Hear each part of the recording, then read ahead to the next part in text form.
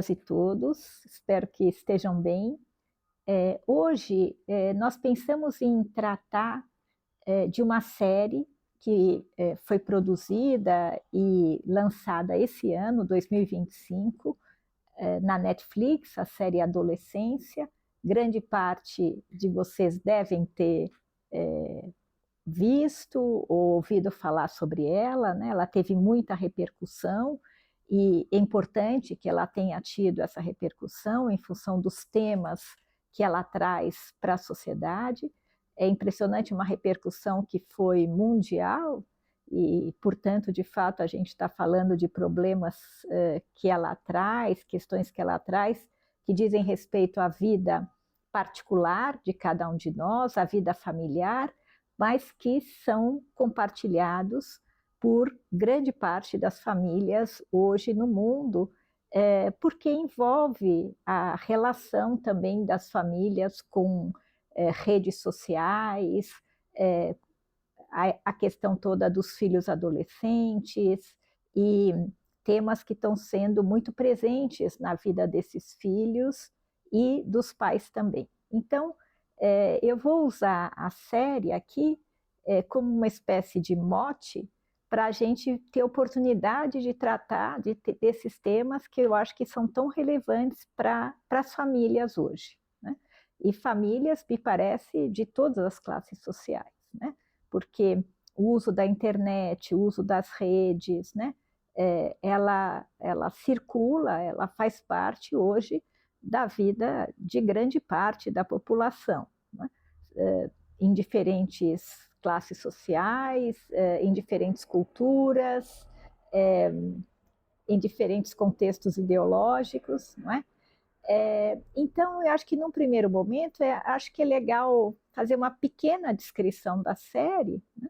A série foi escrita por um diretor inglês, que é o Stephen Graham, que também atua na série como o pai, né?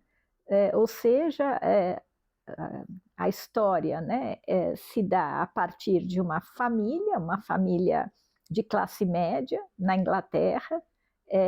Esse pai trabalha com serviços hidráulicos, aparentemente de uma maneira autônoma, ele tem o seu transporte, acho que faz serviços, né, evidentemente, né, em diferentes locais, e ocorre, né, a série se inicia com dois policiais, um homem e uma mulher, chegando à casa dessa família num dia de manhã, num dia qualquer de manhã, em busca, né, do filho adolescente, um menino chamado Jamie, de 13 anos de idade, né, que nesse momento ainda está dormindo. Eles são surpreendidos por isso e o menino é levado, né, à polícia, e a partir daí se dá uma série de investigações, inquéritos, exames físicos, e há evidências, né, de que esse menino assassinou a facadas uma colega de turma, uma menina possivelmente da mesma idade. A partir daí, a série é dividida em 4 episódios, né? O primeiro se centra nas investigações, no momento em que ele é levado à prisão, né? Também é muito interessante esse momento, porque é um menino de 13 anos que é uma criança, ele tem um aspecto bastante frágil, e ele entra no corredor, né, onde estão as celas, e há diversos gritos, gritos meio violentos, o que já traz uma questão que a série não tematiza propriamente, mas é um elemento sobre o qual a gente pode falar, que é a questão do encarceramento, né, ou da institucionalização de adolescentes. E qual enfim, né, o que isso quer dizer na vida do adolescente, nós tivemos no Brasil um período importante, né, em que que as políticas de institucionalização, né, de retirada das crianças, adolescentes infratores das suas famílias, né, foi importante, mas também houve um processo de questionamento e de crítica no sentido de o que isso significava no desenvolvimento desses jovens, né, a possibilidade de que a institucionalização acirrasse atitudes consideradas transgressoras, delinquenciais, criminosas, não é? Mas, de alguma maneira, o filme também já traz esse elemento. Então, o menino que aparece e que é levado para investigação policial é um menino que acorda fazendo xixi na cama, né? O que fala tanto de um aspecto infantil, mas também já de um aspecto muito angustiado, né? Que possivelmente estaria relacionado ao crime que ele cometeu, né? Ao gravíssimo crime que ele cometeu. Né? O segundo episódio se passa basicamente na escola. Esse casal de policiais vai à escola para compreender, tentar ter mais informações, dados sobre a motivação do crime. No terceiro episódio, ele é inteiro ocupado por um encontro entre o Jamie na cela, né, com uma psicóloga, e a conversa que eles têm uma conversa bastante interessante, em torno dos sentimentos do Jamie ligados às suas capacidades, às suas habilidades, à sua masculinidade, à sua relação com o pai, as suas inseguranças em relação à sua identidade sexual. E no quarto episódio é interessante porque é um retorno para a família, 13 meses depois, no momento em que o menino continua preso, ele vai ser julgado, está próximo de ter a sua audiência de julgamento, e é o dia do aniversário do pai, e é o momento em que pai, mãe e a filha mais velha, né, porque eram dois filhos, o Jamie e uma irmã mais velha, e os três, pai, mãe e essa irmã,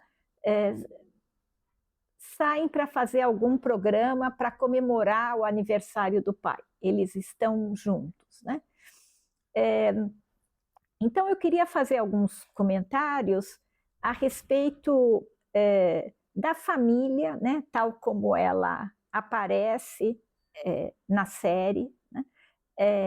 Então, no primeiro momento, são pais que são absolutamente surpreendidos, né, com a chegada, logo cedo de manhã, de um dia qualquer, da polícia na casa, e eles se sentem completamente invadidos, eles ficam bravos, desorientados, e claramente parecem transmitir uma vivência de que a violência é alguma coisa que vem de fora para dentro da casa. Né? Então, são os policiais que entram, abrindo, arrebentando, fazendo uma bagunça na casa. Então, a violência vem de fora. Né? E eu quero propor essa ideia, né, de que, ao longo da série, embora sejam só 4 capítulos, há um processo de elaboração dessa família. Né? Embora no segundo episódio e no terceiro a família não esteja presente, mas ela volta no quarto, e há nesse quarto episódio evidências, né, de um processo de elaboração, né? No sentido mesmo, né, de que parece haver um certo reconhecimento de que o menino realizou esse crime, né? Há uma dor enorme. É muito interessante porque o episódio começa com o pai saindo da casa e vendo que a sua caminhonete de trabalho está manchada, né? Está com manchas de tinta e escrito, né? Grafitado a palavra perverso ou perversão. Né? E é interessante porque ele se ocupa de maneira muito tensa em apagar, em tentar tirar essas manchas. Mas ele não consegue, ele vai em busca de algum produto que tire a mancha, e acho que é bem significativo, né? Acho que a questão dele nesse momento talvez nem seja tanto tirar a tinta da caminhonete, mas como tirar essa mancha, né, de dentro dele, essa dor de dentro dele, como tirar essa mancha da família, da vida familiar. E aí não só me refiro a uma mancha moral, né, mas a uma mancha mesmo do ponto de vista psíquico, afetivo, né, da dor intolerável de ter que conviver com esse acontecimento, né, com aquilo que o filho fez. Mas é interessante também porque nesse episódio, em torno do aniversário do pai e mãe e a filha estão juntos, né? E acho que essa é uma questão central dessa série. É interessante porque o diretor dela, numa certa entrevista, disse que esperava que com essa série pais e filhos pudessem conversar, né? E conversar sobre situações, experiências que hoje, como eu disse no começo, estão extremamente presentes na vida de todas as famílias. E acho que muito ligados às questões do que circula nas redes, do que os adolescentes veem nas redes, né? Do tipo de comunicação, né? E particularmente da violência, né? Que atravessa também essas relações, seja nas redes sociais, seja na escola, né? entre os próprios adolescentes e crianças, e também dentro da própria família, né? Então, há diversos temas que a série traz que devem ser objeto do diálogo entre pais e filhos, né? O diretor espera isso e acho interessante que no último episódio os três estejam juntos. E há uma cena nesse último episódio em que o casal, mãe e pai, estão no quarto deles, né? Então estão, portanto, num espaço de intimidade deles, e eles têm uma conversa, né? Em que eles falam de maneira bastante, me parece, aberta e verdadeira sobre o que aconteceu, sobre como eles se sentem culpados pelo que aconteceu, né? Porque tem uma questão que também atravessa toda a série, que diz respeito de quem é a responsabilidade pelo que aconteceu, né? A quem é possível atribuir a alguém essa responsabilidade, né? É do menino? Claro, ele foi sujeito desse ato, mas evidentemente todas essas instituições e a sua maneira de funcionamento, quando eu digo todas as instituições, eu estou falando a família, a escola, as políticas públicas, né, na forma da psicóloga que vai conversar, e a própria polícia como representante do Estado, né, de alguma maneira estão implicadas nessa situação, não é? Então eles conversam, e o que é muito interessante da conversa entre os pais é que não há uma situação de acusação, né? É uma situação que muito facilmente poderia levar a uma acusação mútua, né? A cada um atribuir ao outro a responsabilidade ou a culpa pelo acontecido. Mas, ao contrário disso, né, parece que essa conversa só os une mais, né? O pai, em algum momento, diz para a mãe: você foi uma boa mãe, você é uma boa mãe, né? Mas há também um espaço de reconhecimento de que talvez eles pudessem ter feito mais, ou talvez eles pudessem ter feito alguma outra coisa que não fizeram, né? Por exemplo, eles falam que era muito comum o menino ficar no quarto, no computador até 1h, todo dia, né? E eles não sabiam, né, por onde ele andava, o que é que ele via, o que é que ele fazia, né, nessa circulação na rede. O que eu acho que traz um elemento muito importante, né? E acho que uma mensagem muito importante para todos nós, né?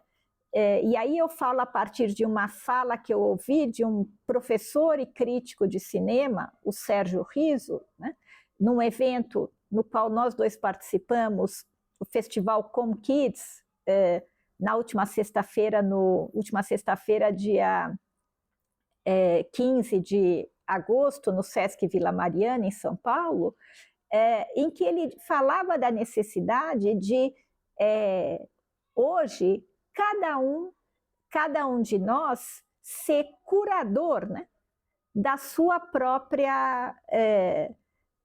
do conjunto de coisas, né, programas, daquilo que cada um vê, daquilo que cada um acessa, né?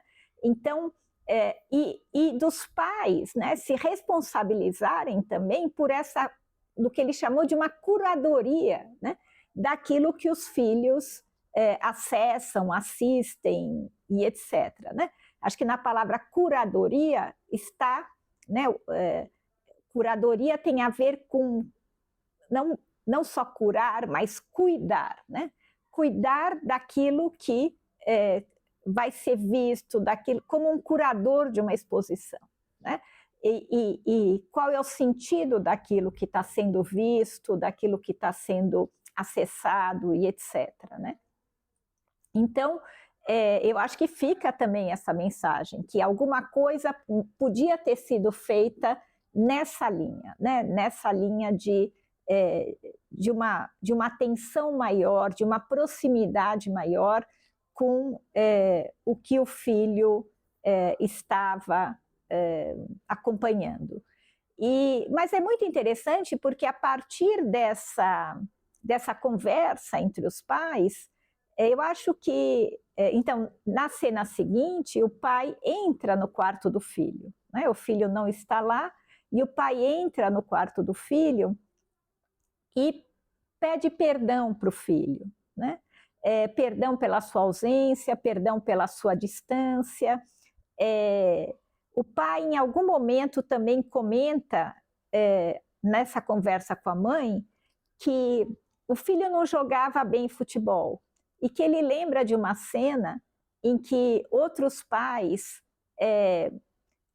riram do filho dele num jogo, acho que na escola, qualquer coisa assim, e que nessa hora o menino buscou o olhar dele pai, e que ele não teve coragem de retribuir esse olhar do filho, né? Claro que era um olhar de dor e era um olhar de pedido de acolhimento, né? E ele não teve, né? É claro que a gente pode pensar no significado, claro, numa cultura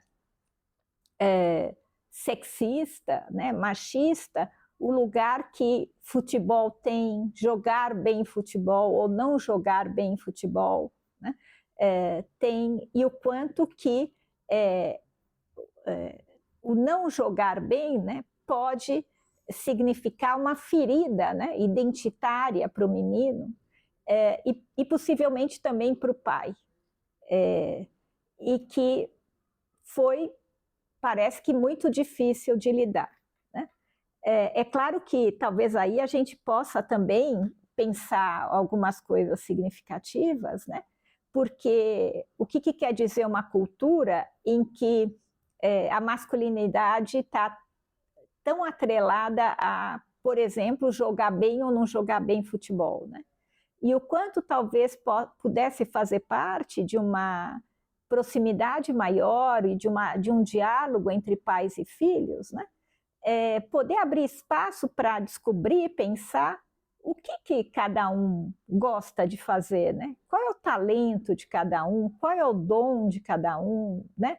E uns gostam de jogar futebol, outros gostam de pintar, outros gostam de escrever, outros gostam de dançar, de cantar, de tocar, né? São tantas possibilidades de desenvolvimento pessoal, de atividades de prazer, de possibilidade de um reconhecimento de capacidades e habilidades, né?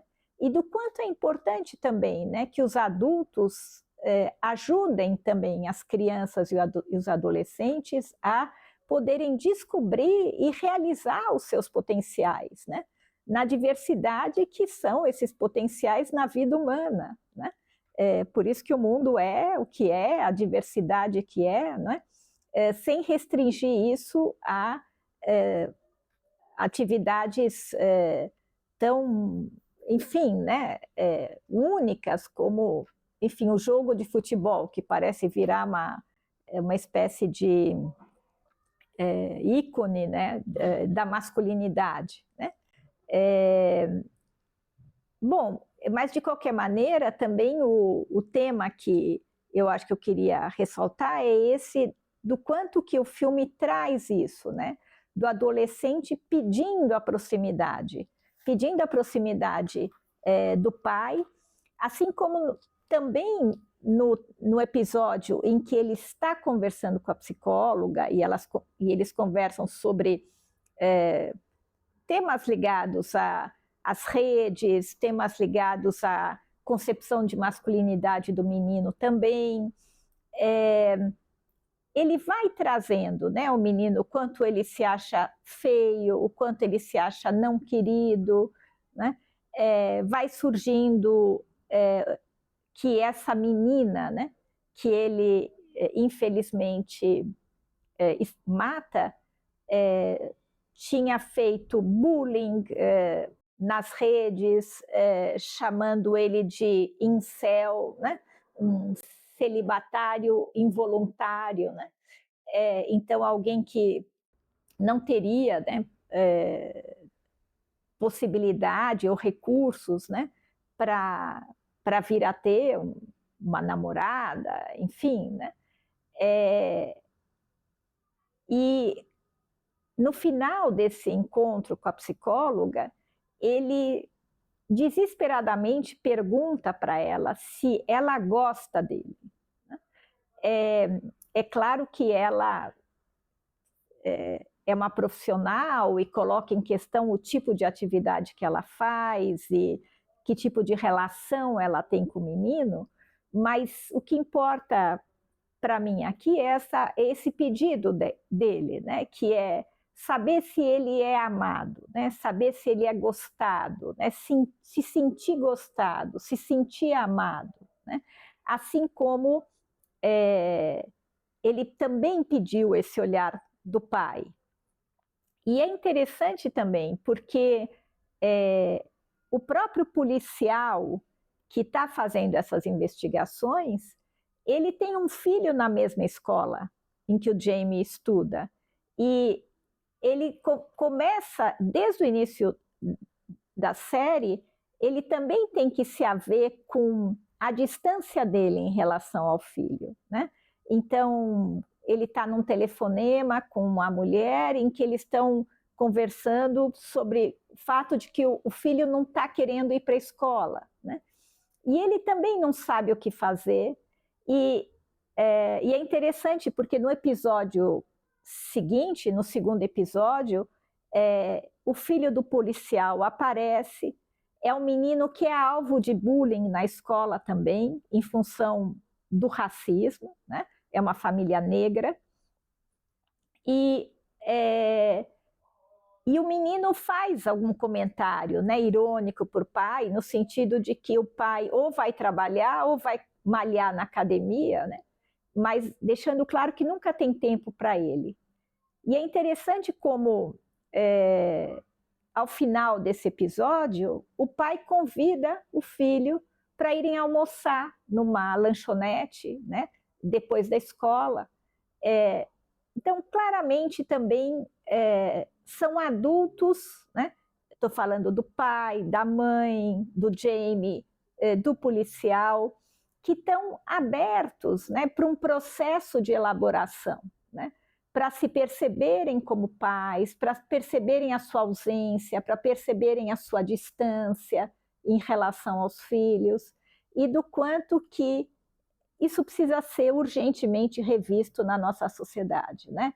Está todo mundo trabalhando muito, está todo mundo exausto, está todo mundo Claro que quando eu falo todo mundo, eu estou generalizando de uma maneira pouco cuidada, mas eu acho que é uma tônica, né, da vida social. Nós vemos como, em todas as classes sociais, esse cuidado com as crianças vai sendo, de alguma maneira, terceirizado, né? Seja para as creches, para as escolas, seja para outros profissionais, terapeutas, ou para outras atividades fora do período escolar, de maneira que os pais parece que estão pouco disponíveis para estarem com seus filhos, né? E acho que o filme mostra como os filhos sofrem por isso, como eles gostariam de estar mais perto, né? Acho que esse é um dos elementos pelos quais eu acho que a série funciona muito bem, né? No sentido de tocar nessas questões. E em relação a essa questão da distância dos adultos em relação às crianças e jovens, também é muito interessante o episódio 2 que se passa na escola, né? É interessante, por exemplo, o depoimento da inspetora, né? Quando ela diz, essas crianças são horríveis, aqui nessa escola tem cheiro de vômito, de repolho, de masturbação, né? É horrível, né? Ou quando o professor, acho que é professor de história, um jovem professor de história diz, eu sou professor de história, eu não sei como lidar com eles, eu não sei o que fazer com esse tema, né? De fato, não é? Assim, o quanto que a gente pode esperar de cada um dos adultos envolvidos, de cada uma das instituições envolvidas, mas talvez sim, né? Tem todo um trabalho que precisa ser feito nas escolas e é preciso haver processos de formação, de capacitação, de conversa, né? Entre os profissionais que estão diretamente em contato com os adolescentes, né? No sentido de como lidar com essa realidade tão atual e tão desafiadora, né? Ligada a essa questão toda, né? Não só da violência dentro da própria escola, isso também o filme traz, né? O filme mostra, acho que até produz um certo horror, né? Uma certa indiferença de outros adolescentes da mesma série em relação ao acontecimento, até uma certa situação de gozação em relação a isso, uma insensibilidade, uma frieza, né, que causam um certo horror, né? Mas a escola precisa, né? Precisa hoje, isso é parte, né, dos processos de renovação, de atualização das escolas, ter que lidar com esses novos fenômenos e pensar, né, o impacto deles na formação, uma formação mais integral dos seus alunos, né? O que o filme denuncia novamente, mais uma vez, essa distância, né, daqueles que deveriam cuidar e que, na verdade, estão falando de sentimentos de hostilidade, de aversão àqueles que é preciso, eles têm responsabilidade por cuidar, né? Então, o filme também, a série também põe o dedo nisso, né? O que é uma coisa bastante interessante. Então, é interessante porque, embora sejam instituições diversas, a família, o Estado através da polícia, a psicóloga,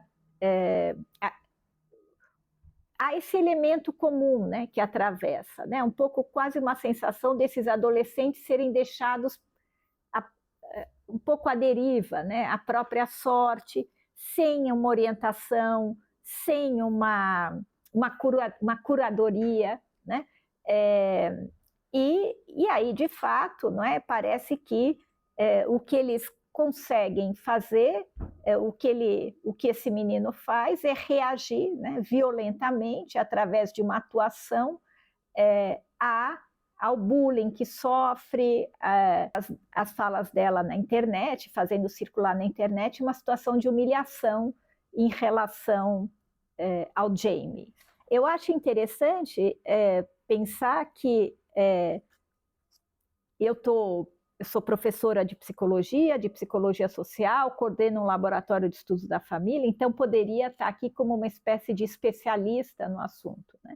Mas acho importante também me colocar, ou nos colocarmos, né, aqueles que trabalham com ensino e pesquisa nessa área, né, no sentido de que nós também compartilhamos, de alguma maneira, né, esse sentimento de horror diante dessa vivência que a série traz,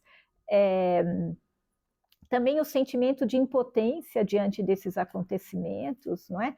De fato, é uma realidade, né, essa toda da violência que circula pelas redes sociais, mas também pelas escolas, nas relações entre crianças e adolescentes, né?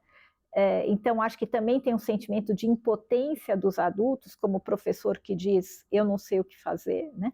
Então, também queria dizer isso, a gente não tem uma receita do que fazer, mas eu acho que tem muita gente hoje trabalhando nesse sentido, né? Trabalhando no sentido de pensar essas questões, de produzir materiais sobre essas questões. Nesse evento que houve no Sesc Vila Mariana, o professor Sérgio Riso, que hoje mora em Portugal, mostrou algumas cartilhas que estão sendo produzidas em Portugal, dirigidas a pais, né, com orientações sobre como lidar com essas situações. E eu acho que também é muito importante a gente lembrar nesse contexto a importância da regulação, né, do uso das redes, da regulação do uso de aparelhos eletrônicos nas escolas, dentro das casas. Isso é uma função, é uma atribuição dos pais, não é? E toda a regulação das redes, né, no sentido de daquilo que pode ser acessível ou não às crianças, aos adolescentes, né, a partir de determinadas idades, né? Eu acho muito interessante o debate que surgiu na sociedade brasileira a partir do vídeo postado pelo Felca, né, tratando da questão do que ele chamou de uma adultização das crianças, não é?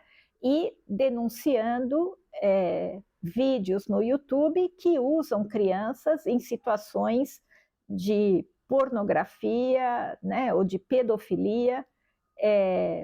Eu acho que houve uma movimentação a partir desse vídeo do Felca que eu acho que ela é necessária, eu acho que ela é urgente. É bem verdade que o problema já vinha sendo colocado de diversas formas, né, por diversos agentes sociais, mas aparentemente, por algum motivo, viralizou dessa forma, não é? Que seja assim, mas que, então, promovendo debates no Congresso Nacional e ligado a toda a questão da regulação das redes, que é um tema extremamente complexo, né, em função das disputas, né, hoje entre a sociedade brasileira e, por exemplo, as big techs, né, as empresas de tecnologia que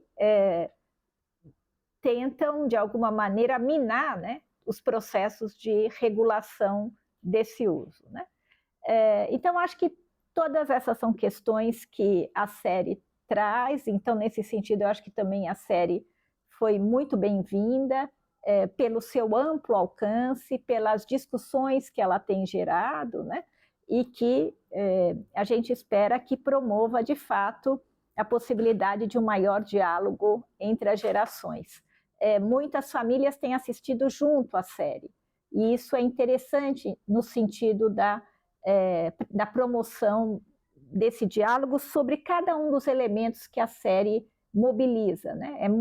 É muito possível que as famílias se identifiquem, seja com coisas que os pais dizem, seja com o que aparece na escola, não é? Seja com o que o menino revela na sua sessão com a psicóloga, né? Acho que todos vão encontrar elementos de identificação que mobilizam uma reflexão. Então é isso, por hoje a gente fica por aqui, e com a expectativa que de fato esse debate permaneça vivo na sociedade e traga transformações, né, pensando na saúde mental, né, na melhora da convivência, né, na erradicação da violência física, sexual, psicológica, né, que infelizmente é tão mobilizada pelas redes sociais.